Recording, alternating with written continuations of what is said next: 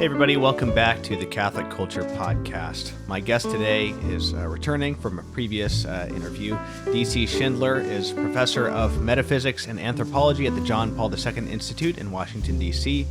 He's the author of a number of books, including The Catholicity of Reason and the book we talked about last time, The Politics of the Real, and the subject of today's episode, God and the City, an essay in political metaphysics. Very interesting book, which I'm looking forward to discussing. David, welcome to the podcast. Thank you for having me, Thomas. I'm really happy to be here again. How does this book, it deals with some similar themes that overlap with things you've written about before. So how do you see this particular book as fitting in within some of the other works you've written on political philosophy? Thank you for that question. Yes, I would say the reason I wrote this was that there are two reasons. The first is that I wanted something that was a more constructive presentation of a theory of politics. So a lot of what I write tends to be critiques of liberalism and in light of critiques, proposal of sketching out various ideas and presenting certain ideas for the sake of making a critique. But I thought it would be worthwhile just to, in as succinct a way as I could, just to try to state a basic theory of politics. So that's the one thing. And then the other is that the idea of political metaphysics was, in a way, even though it had emerged here and there in some of the other things that I wrote, it was over time coming to occupy a more central place in my thinking. And I thought it would be good to devote something specifically to that question as a in connection to the first point that I made, as a way of developing a kind of a theory of politics from a new angle. Right. So you begin this book, which, as I understand it, it developed out of lectures that you gave at the University of Dallas. That's right. So, right. I was, I received an invitation right as I was thinking about writing on this theme. And so the timing was perfect. I thought it would be an occasion to work it out. So what I gave in the lecture itself was a chunk of the central chapter. But in the conception, it was bridged on both sides with other contexts. By the way, I was pleased to notice my brother's name in the acknowledgments. My brother, Yes. Christopher. Yes, that's right. That's right. I think that's where I first met your brother. Yeah, well, it was my first time reading your work was with The Politics of the Real, and I think it was my brother who recommended that book to my dad and me, and so that was him as well. Well, I'm grateful to him then. Yes. So you begin the book with this analogy between metaphysics and politics as these two kind of ruling sciences. So the metaphysics being the ruling science in the theoretical order, and politics being the ruling science in the practical order. So can you talk about why you wanted to make that analogy in the first place? Well, that in a way, that was the key to everything, because let's see how to get into this. In a sense, one of the basic ways to characterize modern political theory, the new modern approach to politics, is precisely in the narrowing of the scope of what politics is about. And I think it's very often the case that we tend to take that shrunken horizon for granted as the lens through which we think through political questions in the contemporary world. I mean, it's virtually, we've never really experienced anything outside of that. So that more or less sets the horizon. And then the problem is we read that back into some of the ancient and medieval political theories, and we end up with a really confused interpretation. We tend to look at things like monarchy, to take a really obvious example, only as the only way we can conceive of that as is a version of the modern nation state, and then a single sort of, as people say these days, authoritarian ruler of a nation state, and that characterization only makes sense given a very narrow sense of what politics is all about. So, in my reading of ancient philosophy, I was just struck by how Aristotle characterized politics, and to make a long answer here even longer. I recall when I hated political philosophy when I was an undergraduate. I thought it was the least interesting branch of philosophy way back then. And the reason I did is I think I just assumed that the narrow characterization in fact defined what politics was all about. Basically politics is the art of compromise. It's about working out a kind of modus vivendi that people compromise and can be,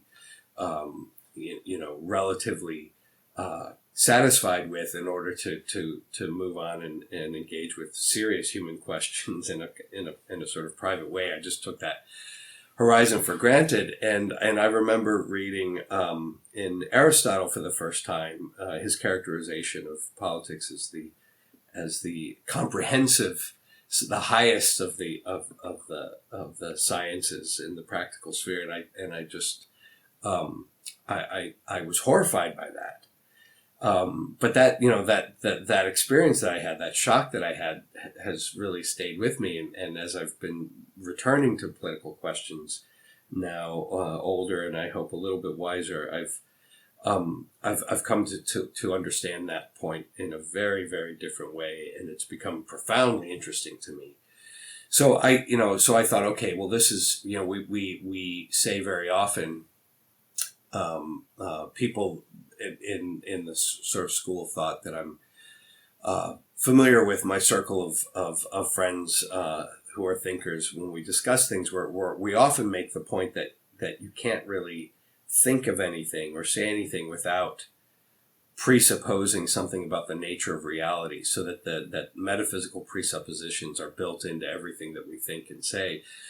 Well, it occurred to me that something analogously is true about politics, if you think of it in this comprehensive sort of way. That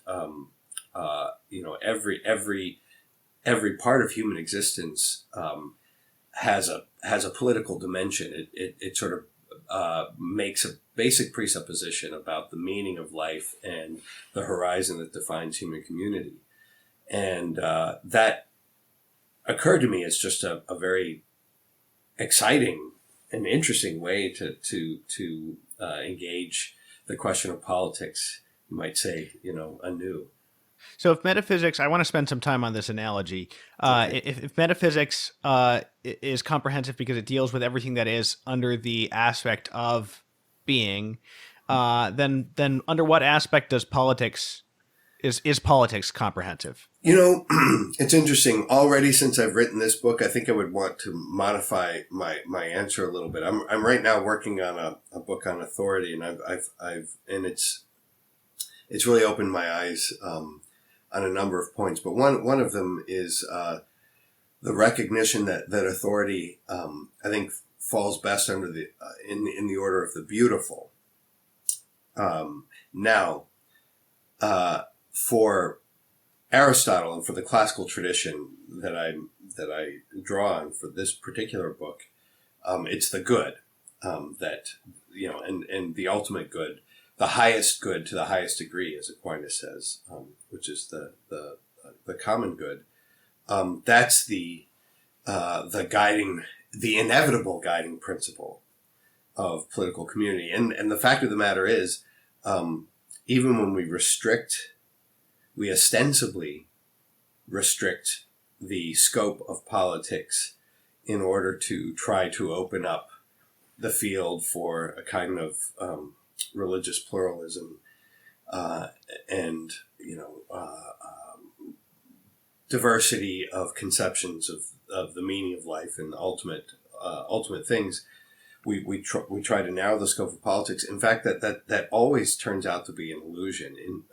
Inevitably, what we do actually then is precisely make that restricted view of the political good the ultimate horizon of our community. We actually, we can't help but in a way presuppose a comprehensive good as setting the horizon for our political community. So if we pretend that we're just making rules to get along, we're actually establishing that as the ultimate good that defines our community, if that makes sense. I mean, we can talk about that, but I think that the inevitability of the comprehensiveness of the political common good is really one of the driving points that I try to argue for in the book. Well, yeah, I think we talked about that to some extent in our last conversation as well, with regard to the politics of the real and the place of religion within the state or outside the state, or the way in which it's relativized inevitably,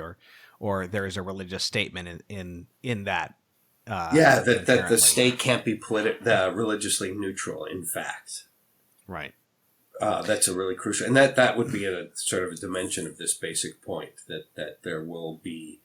One will posit a conception of the meaning of human life as the organizing principle of one's society, whether one does that consciously, deliberately, whether one draws on the wisdom of the tradition or not. So we've established perhaps one analogy between politics and metaphysics, and one real connection. The analogy being that they're both comprehensive in a certain way, and then the connection being, I would say, between the good and being, which, you know, as Catholics we recognize as being one and the same ultimately. And so maybe now it would be good to look at metaphysics, since the analogy is being made in the direction from metaphysics to politics, primarily in this book. You talk about the relationship between metaphysics and the sciences underneath it. And there are many things to talk about here, but maybe if you don't mind, could you start with the idea that despite the fact that metaphysics is the ruling science in the theoretical order, it doesn't swallow up the others, and that there's actually illumination going on in both directions. Right. Yeah, no, that's really a crucial point. So, to make metaphysics the architectonic science doesn't mean that if you study metaphysics, then you don't need to study anything else, that it includes everything else. What it does mean is that metaphysics studies the foundation of all other sciences. In a way, when one of the ways to think about that is that it's possible to approach any discipline of thought either in a kind of fragmentary, isolated sort of way, that this discipline has its own principles of intelligibility. It has no relationship to anything outside of itself. So it's entirely self-contained and self-explicating and so forth, self-interpreting. That's one way to think of it. The other way to think of it is in the traditional way, which is that each science is the study of being in a certain respect. And so even mathematics is the study of being qua quantifiable, say, and biology, the study of being qua living and so forth. Metaphysics then is the study of being qua being. So it's the study of being without a respect, in an absolute manner, in an absolute mode. And what it means then to think of the sciences in relation to metaphysics is it precisely opens up the fact that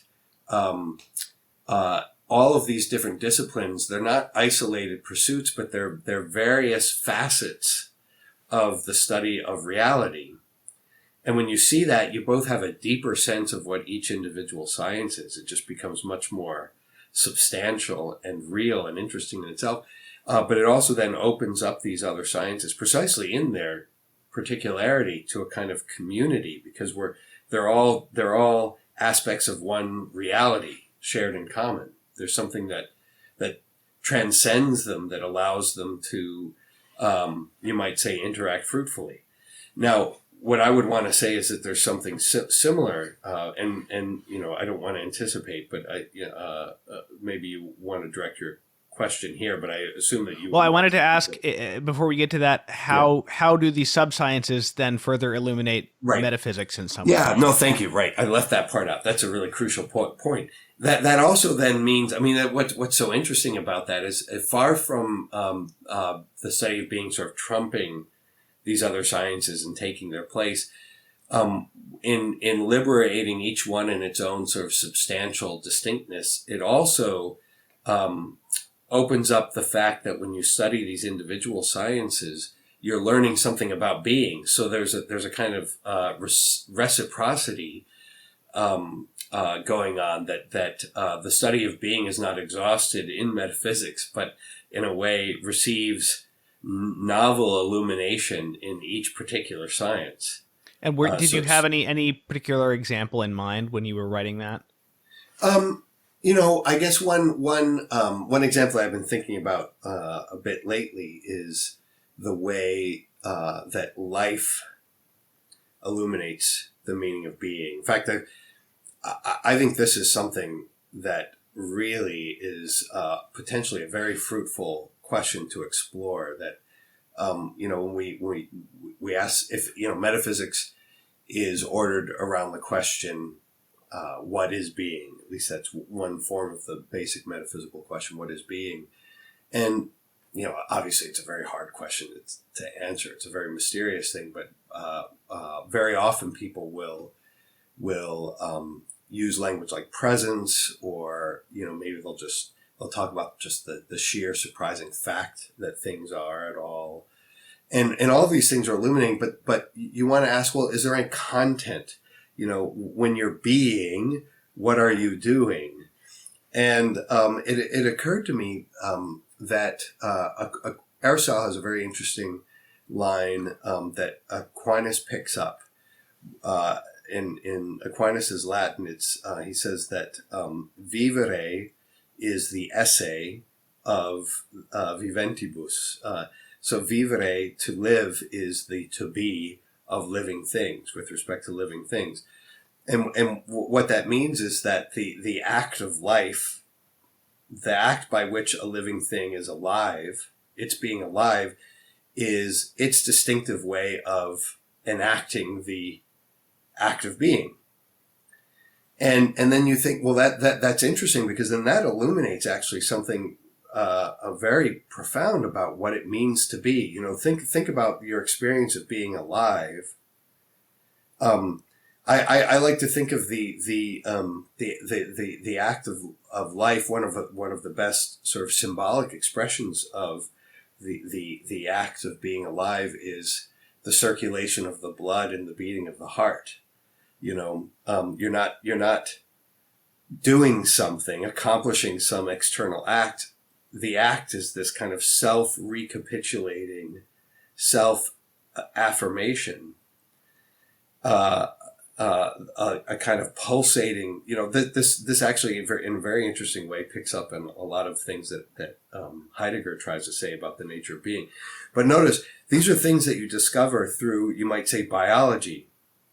And in studying biology, you get all of these insights into what it means to be alive.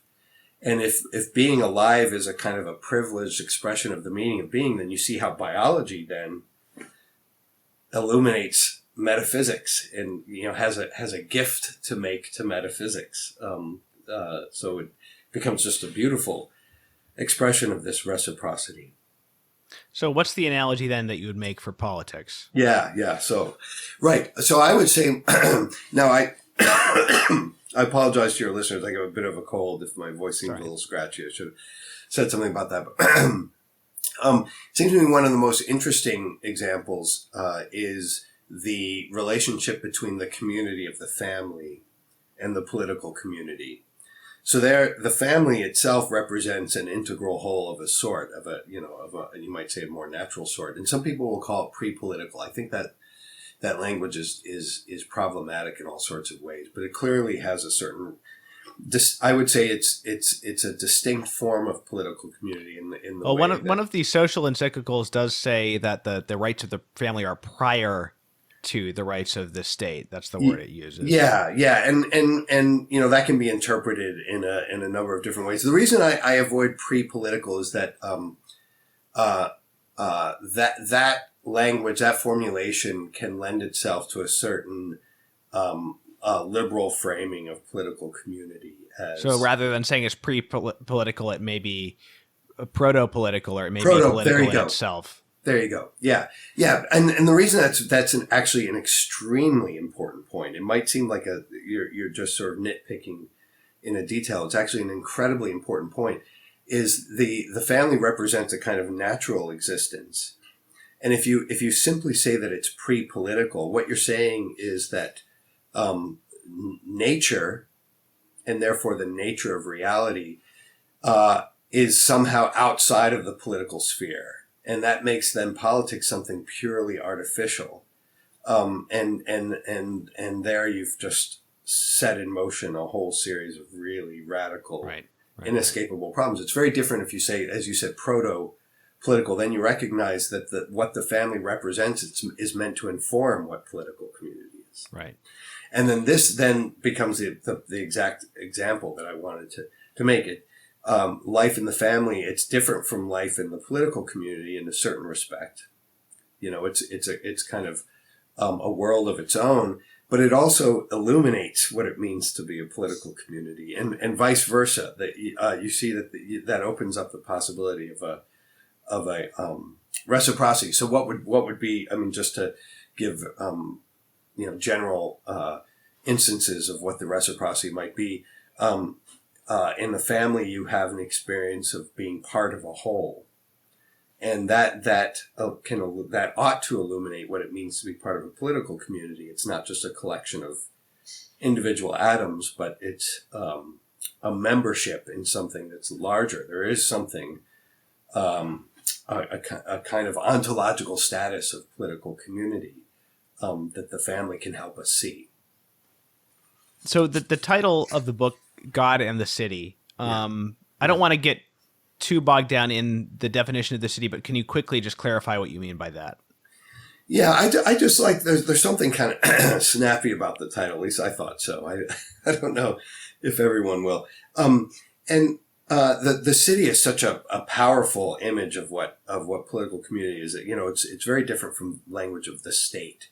It's got a kind of a classical heritage, and there's something very concrete about it. Even though it's symbolic, it represents something larger than just a particular town, say. And why God in the city? One of the arguments I make in the beginning of the book is in this exchange with Heidegger, who asks this basic question: how does God enter into philosophy? And he asked that out of certain polemical purposes, and he wants to criticize metaphysics in posing that question in the way that he does. But I think it's actually a beautiful and interesting question that sets into relief. That's not just one question among many in philosophy. In a way, asking how philosophy relates to God is one of the best ways of understanding what philosophy is. It sort of reveals the nature, and it sort of puts you in a position of to ask about the nature of philosophy simply. And it occurred to me that there's something analogous there when we ask about how does God enter into the political order. That puts us similarly in a position to ask the basic question about the nature of politics in relation to human nature and so forth, in a really sort of fundamental way. So to continue building out this analogy between metaphysics and politics, then, this is something that I wouldn't have realized at all, is your thought that God is not the direct object of metaphysics. Now, I would have assumed that. Did I phrase that okay? Yes, you did. Yeah. No. Yeah, right. So right. I would have assumed that he was, insofar as God is being. Right. And, of course, in Aristotle's metaphysics, he doesn't go into that much detail about Right. God. No, he doesn't. And so I would have just put that down to, okay, well, Aristotle is being coy about this question, or maybe his metaphysics is incompletely rendered or something like that. But now that you've said that in this book, it makes me think, okay, well, maybe he's done as much as metaphysics, strictly speaking, can do, or in a sort of a schematic way. I don't know. Yeah. No, I would put it a little differently, but the point that you're raising is really, and there are different interpretations of this, but the interpretation that I'm convinced of myself is that metaphysics is defined as the study of being. It's a study of being qua being. It's being in its basic foundation. You wouldn't define metaphysics as the study of God. Right. We already have one of those. Right. Right. That's what theology is the logos of God, the study of God. Right. And theology is defined by God as the formal object, the object that defines the science. Now, that being said, you're also right that God is being. And that means that if you're going to study being, that God is already present from the beginning, and you can't escape it. But notice it's interesting. It's still not defined as the study of God. It's defined as the study of being, and suddenly God is inevitably present in the very center of it. And that's the argument that I make about politics. Is if you think about politics as ordering community around the highest good to the highest degree. Well, what is the highest good to the highest degree? I mean, it's God and the redemption offered in Christ eventually.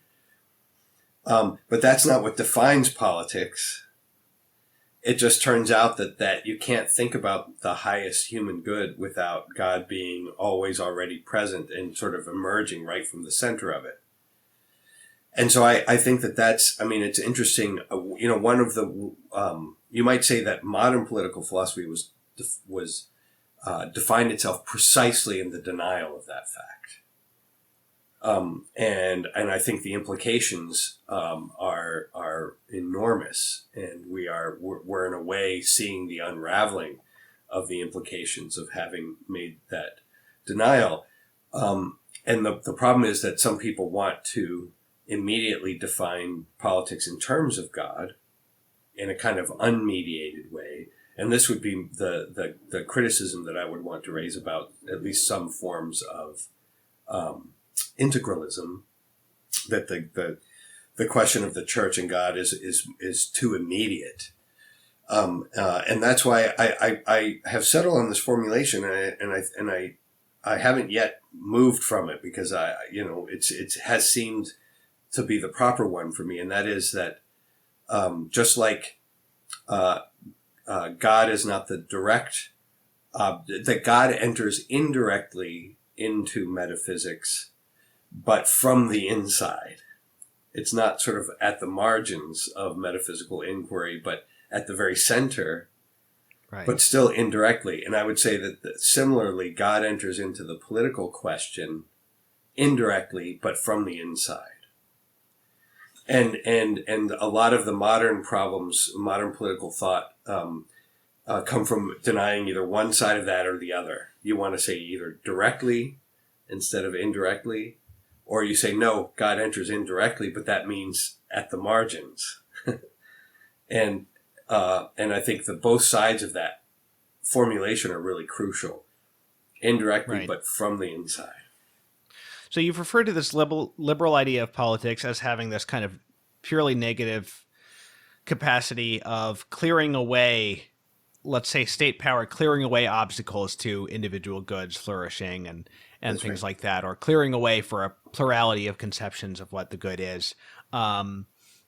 Now, your idea and the Catholic one and the classical philosophical one is that political authority has a positive role to play, that it's sort of integral to human life, and that it is, in your terms, fundamental and comprehensive. And of course, even even if we were not to talk about God in politics or the church in politics, as soon as you say political authority is fundamental and comprehensive, you get the concern that this is going to result in totalitarianism. And I know we've already sort of laid the groundwork for this answer, but why does taking political authority as fundamental and comprehensive not necessarily result in totalitarianism? Yeah, no, thank you for asking that question, because I think that gets at the most common objection to what I'm proposing here. And I mean, it's right along those lines. We back away from saying that the political good is comprehensive because, historical experience has shown whenever you allow it, it's going to become totalitarian and coercive and all these sorts of things. We're going to coerce religious faith, and that's contrary to the nature of faith and so forth. This is a pattern you mentioned at the very beginning of my book on the Catholicity of reason. I make this point in that book in a different context. It seems to me it's one of the basic founding gestures of modern thinking in all of the different areas, and that is that you try to it's what I call a kind of false modesty. Kant says that he's going to set limits to reason in order to make room for faith, right? So reason is going to limit itself in order to make room for faith. Okay, so what is the faith that Kant comes up with? He writes then the book Religion Within the Limits of Reason Alone, right? I mean, and that's what happens when you actually set limits in this particular way. You sort of back off and set limits. What you're doing is you're actually determining the horizon on your terms, and now whatever's beyond has to enter into the terms that you've already set. You see, so in this paradoxical way, that's totalitarian.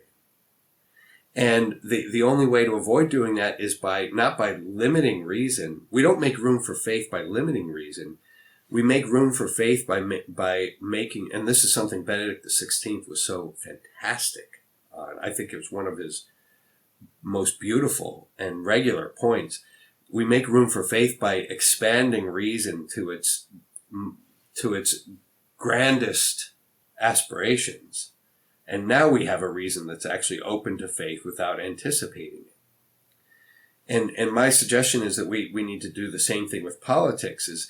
It's totalitarian politics come when we limit the self-definition of politics, right? In that sort of way, because then we're setting the terms that everything else has to measure itself by.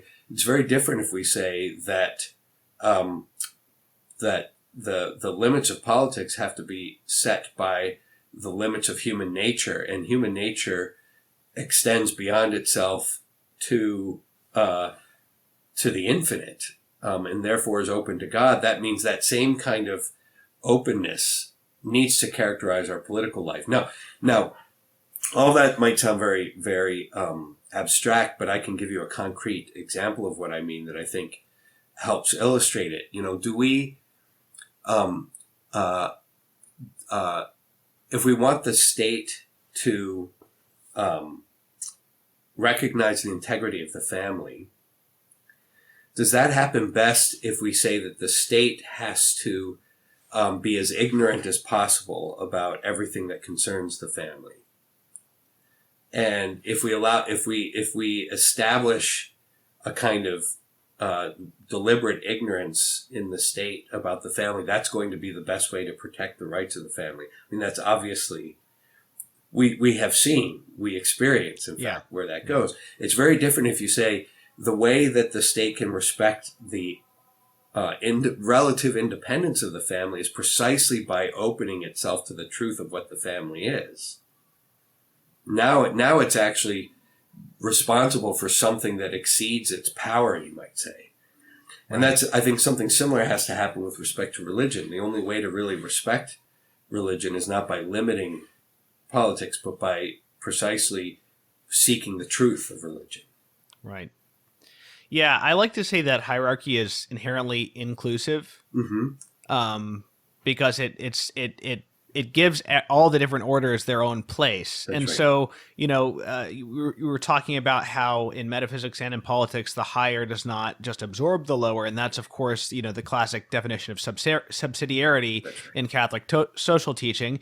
And subsidiarity shouldn't be downplayed, but it also shouldn't be interpreted in such a way that it's just the government, the higher levels of government, getting out of the way of the lower ones. It does have a genuine supportive and sort of vivifying That's and right. ordering role to play. And that's another reason that this doesn't, taking political authority as comprehensive doesn't result in a totalitarian conception. Right. And it's well, there's so many directions we could go at this point.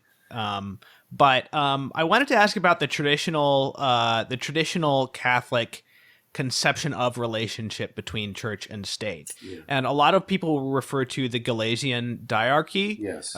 referring to a letter written by the Pope Gelasius where he talks about these two swords, the spiritual and the temporal sword. And in what way should we take that? And in what way you say that you think that this is sometimes misunderstood? Right. Right. Yeah. No, I think, in fact, that this is a big theme in the book on authority that I'm working on now. It's very interesting. Pope Gelasius, some people, the one of the sort of standard translations for a time spoke of two powers. And then, there are two powers, the sacred priesthood and the political power.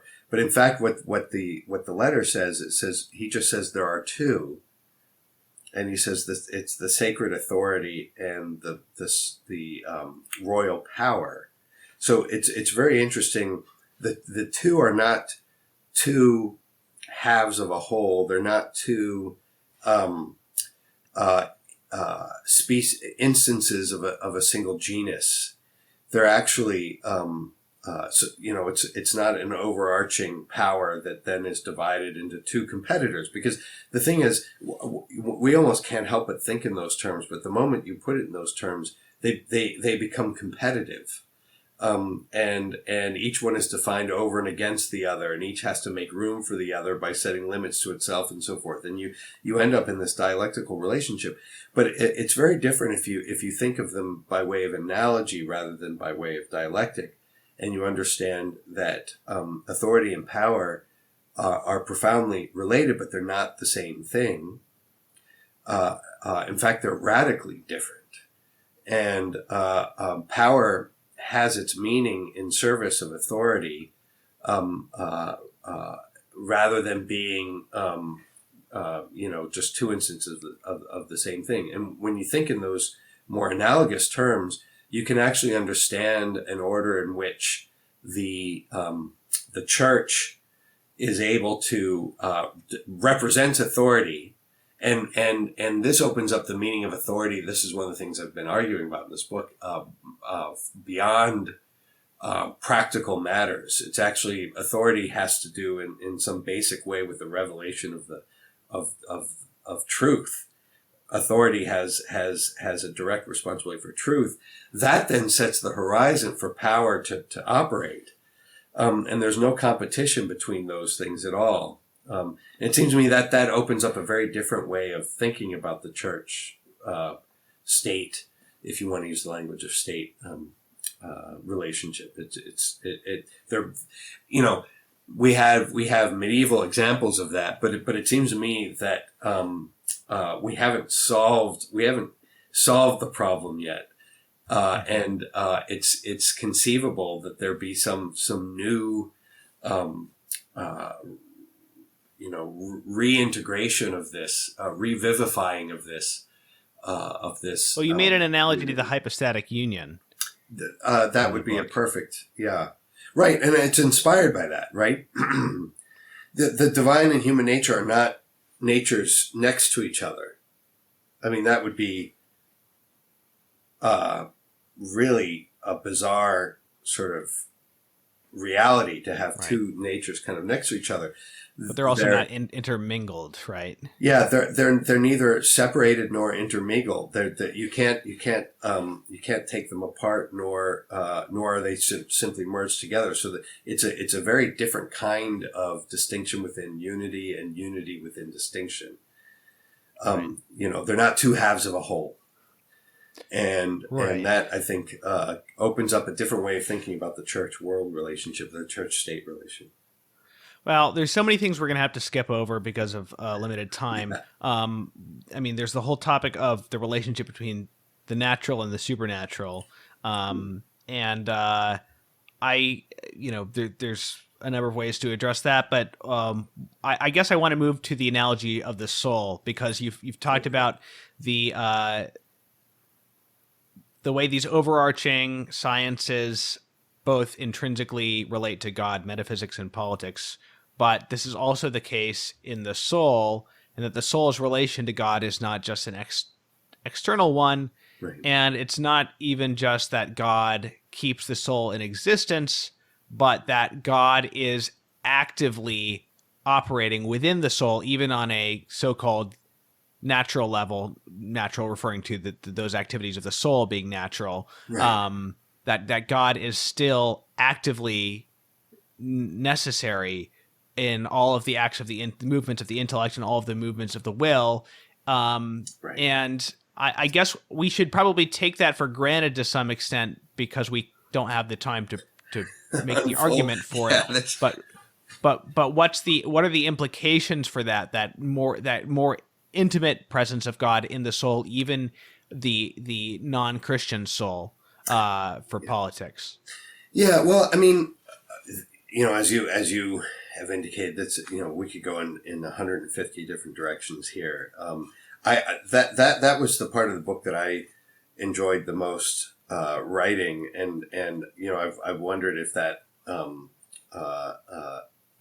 I've had the sense that was going to be the dimension of the book that gets marginalized or ignored, because it gets a little complex. But I think there's some there's some really important things to think about in the analogy.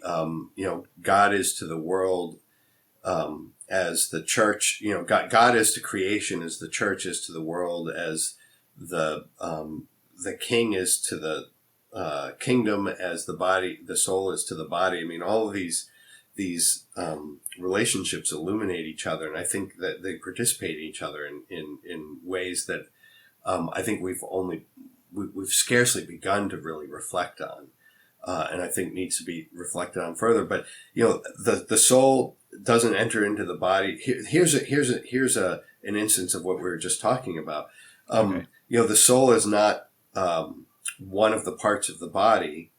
It transcends the body, and you might say the body is concerned with and bodily activities are concerned with bodily things, but the soul can't help but enter into the very center of those things, because the body is a living body.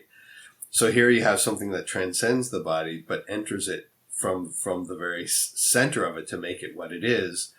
Similarly, it seems to me, God enters into the political order centrally, but not directly, not as one piece of the whole, but as the transcendent principle that vivifies, gives life to everything from top to bottom.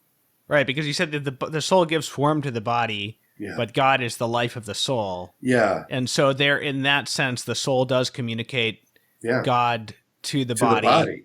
And that's your analogy, if I remember correctly, for the relationship between the king or the political ruler, political, right, authority, and the city. That's right. In on a natural level, or even to an implicitly supernatural level, if it's a Christian ruler, right, yeah, communicating God to the city, but not that's in right, but not in not in such a way that it sort of takes away the integrity. Yeah, the integrity. That's the right word. Yeah, no, that's exactly. So God is the soul is the life of the body, and God is the life of the soul. So God is the life of the life. I think it was, right, Augustine who said God is the life of the soul, and right, and God then actually enters into our bodily life. This is something that we as Christians have the resources to understand better than I think anyone in history. There's something in the principle of the incarnation that helps us to see that God's stuff is not just spiritual; it's human, because God became man, and that means that it concerns what we do with our body as well. It enters into the very bodily life. We participate bodily in grace, ultimately in the redemption, in the body of Christ, and the redemption offered through the church. Now, what that means in terms of the political question, there's an analogy there that just as God is present to the body, you might say, through the mediation of the soul, there's also an argument to be made, which I try to make in this book, that God is present to the political order through the mediation of the ruler. And that's not because the ruler is a priest, or in a kind of unmediated sense, an ecclesial figure, or a cleric, or a priest, but that precisely because the ruler is responsible for the human good, and the human good is inconceivable outside of,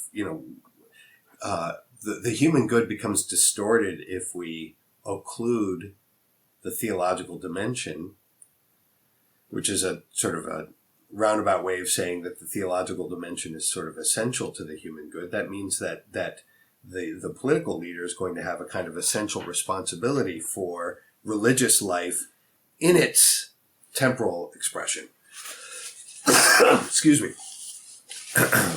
Right. So this is the idea that the king has a sort of sacred character in the natural order, without making him into a divinized figure, or making him into a clericalized figure. That's right.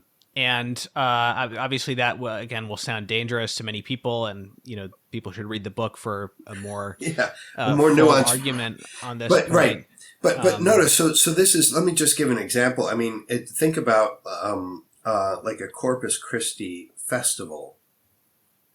Some of us have had an experience in Europe, perhaps, and maybe, there's certain towns, this is coming back in certain places, probably in Latin America as well, that Corpus Christi, you'd have a parade, and you would have kind of public feasting and dancing and so forth.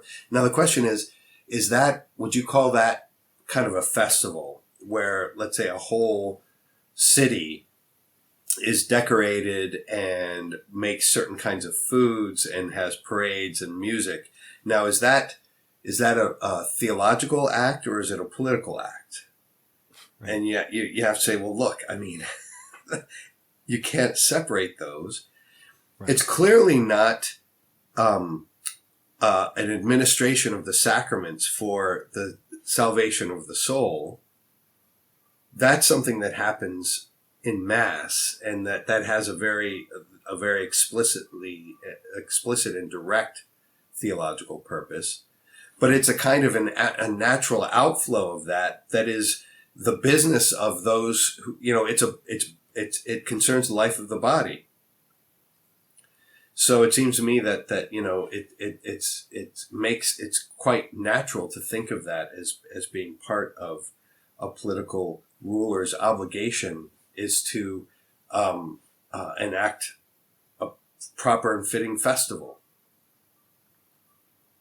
Right. And and think about how many human goods. I mean, it's not an accident that Plato's Laws begins with festivals. Like, that's, he is trying to correct this view that the political entity is defined in terms of war, in terms of a capacity to defend itself and to attack others. And he relativizes it. The very first communal activity is not, communal entity is not the army, it's the festival, or as he says, it's the drinking party. So that the political ruler's first obligation is the drinking party. I mean, that's a very, uncommon way of thinking about it, but it makes sense if anyone who has read Joseph Pieper and his profound meditations on leisure and festivity and these sorts of things will recognize that this is at the heart of what it means to be human. Well, I mean, and that makes more sense if you have a positive view of political authority, That's and right. not a purely negative one. Yeah. I was also going to make the analogy, and you might even touch on this in the book. I think you do. For understanding why the king would have, even in the natural realm, a sort of sacred or analogously sacred character, you could look at the family as well as even the family without sacramental marriage. There's some kind of, it wouldn't be off to describe it as having something of a sacred character, and marriage in particular, and that's because, and of course, societies have always recognized this outside of Christianity, and that's because this is the context did you say, with have always or have not always recognized. They have recognized yeah, this. No, that's really and so until recently. Right. And so the reason for that is because this is the place in which a new human soul is created. Yeah. And that is done directly by God. That's not just done indirectly. Right. God actually intervenes directly to create the human soul, just as he directly moves the human will and the human intellect. And so that's where the supernatural, not in the sense of grace or revelation, but the supernatural sort of bleeds into the natural. And so that's why we can talk about natural realities as sacred in a way, or analogously sacred. And otherwise, if that were not the case, then I don't think that sin would be so offensive to God. That's right. That's right. Oh, no, that's an excellent point. And you're exactly right. And think about that. There were not a sort of sacrilege involved, even on the natural level. Yeah, right. That's right. And that's why to reject God in this way it deforms human nature. It wounds human nature. And that's why this very idea that somehow the secular, there have been a lot of figures who've exposed that for the delusion that it is. John Milbank, Andrew Willard Jones, and William Cavanaugh and others, that this idea that the word secular is a theological term, and it means religious life in lived out in time. It's just a reference to the temporal unfolding of one's religious vocation. It's this idea that it sort of represents a sphere set apart is it's a projection back into history of a kind of modern invention. And if it is the case that, as you just pointed out, that God is acting in us in our most intimate, think about it, there's nothing more intimate than the procreation of a child. In our most intimate activity, God is present and at work. This is what Nietzsche thought was so indecent about Christianity, but he had a very perverse sense of the presence of God. Right. It's not just it's not just that God knows everything we're doing, and so that God judges our acts morally in terms of the privacy of sexuality, for instance. It's that God is actively involved. Right. Actively involved, and not in a way then that competes with the human activity, so that we would have to limit the human activity in order to let God be involved. Mm-hmm. God is involved precisely when the human act is at its fullest. Right. And that's that's also true, it seems to me, it's true in the family life, and it's true in the political sphere. And that's why family life was always recognized as sacred, but politics was always recognized as sacred until Thomas Hobbes is arguably the first one to try to reconceive political authority in non-theological terms, even though it becomes pseudo-theological for him very quickly. But he's the first one to try to remove it from a sort of sacred tradition. So we'll have to wrap up in a minute here, but I had a question. If there was one thing that I would have liked to see fleshed out a little bit more, it would be maybe the movement from talking about God in relation to the city via the God-given authority of the ruler to talking about the church and the city. Because towards the end, you're talking about it suddenly becomes the church specifically. And in pointing that out, I'm not, because we discussed this last time, that it would be a mistake to try to talk about natural religion in such a way that holds all specific tradition at arm's length, right? Yeah. So that's not what I'm doing, but so obviously there's a connection, but once you're talking about God and religion, then you're talking about the church. But one thing that I would like to understand better is if when we start talking about how the church then gives life to the city or gives form to the city or something like that, how do we talk about that in such a way that does not imply that a non-Christian city is not even a city at all? Yeah. I mean, that's a huge question, and I mean the problem is that question we can't help but pose it in general terms, but it seems to me that's when you're talking about the church, you're so immediately talking about a historical reality, and it seems to me that question needs to be always raised in a proper historical context. So there's not a one size fits all, and very different circumstances, the answer to that question is going to take a different form. In principle, it seems to me that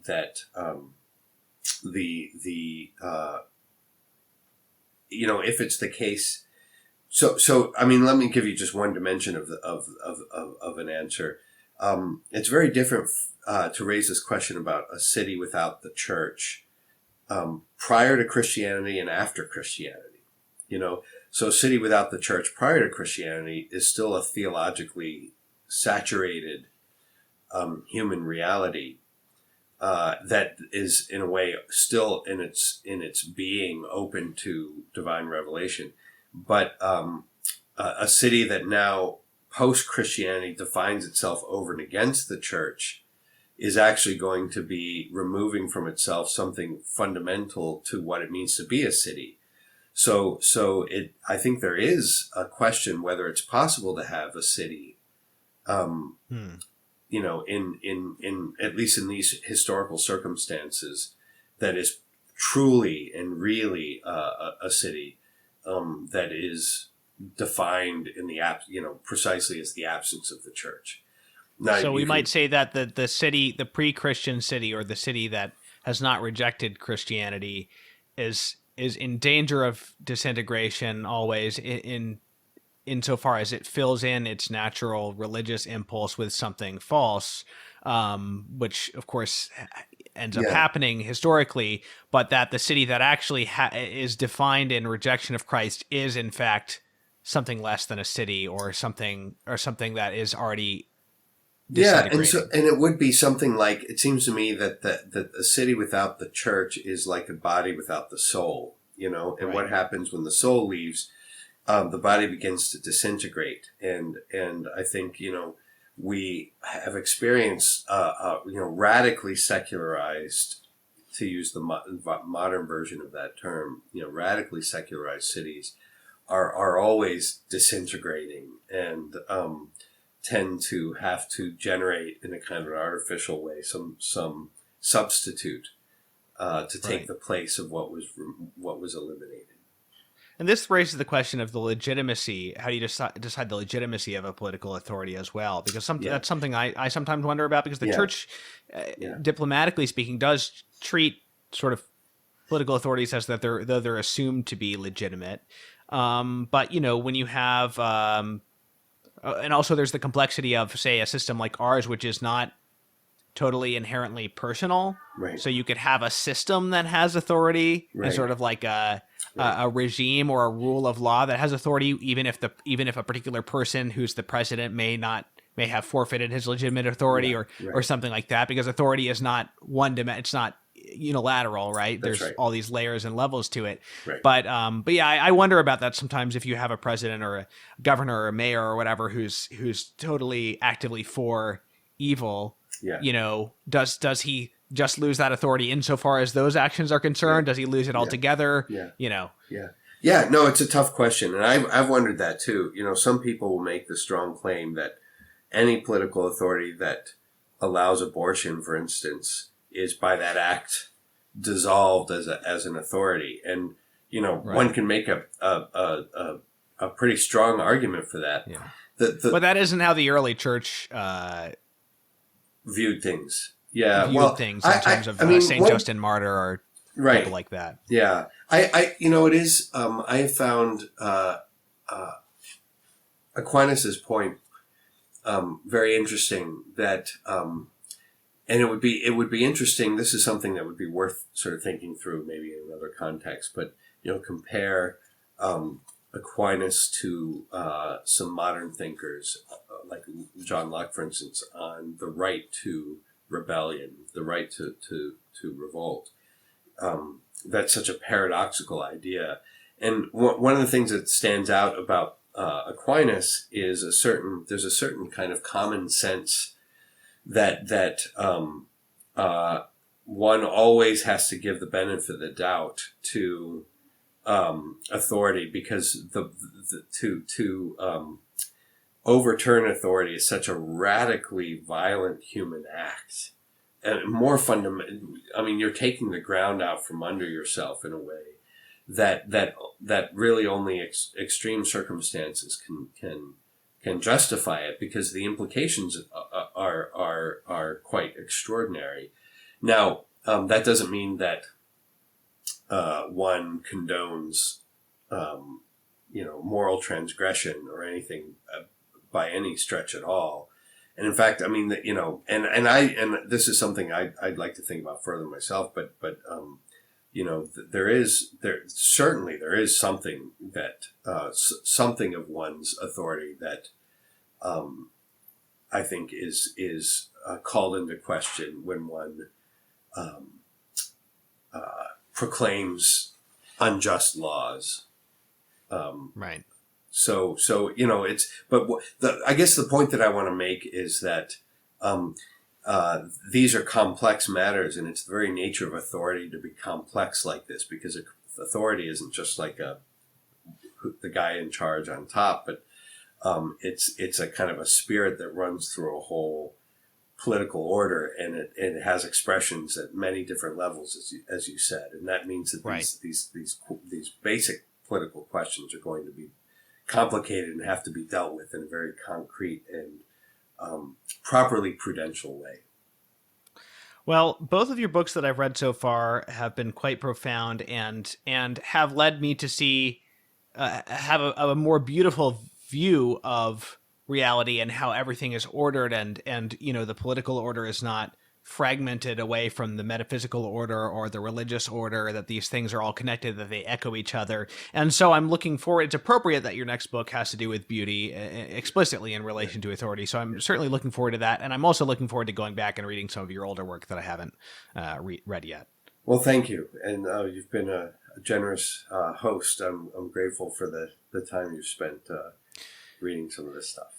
Yeah, thank you, David, for coming on. I'm sure I'll have you on again. And everybody, thank you for listening. And if you'd like to find more resources from CatholicCulture.org, I suggest signing up for one of our newsletters at CatholicCulture.org/newsletter. You can get news, commentary, liturgical year information, a lot more than just our podcast offerings. So do that, and I'll see you all next time.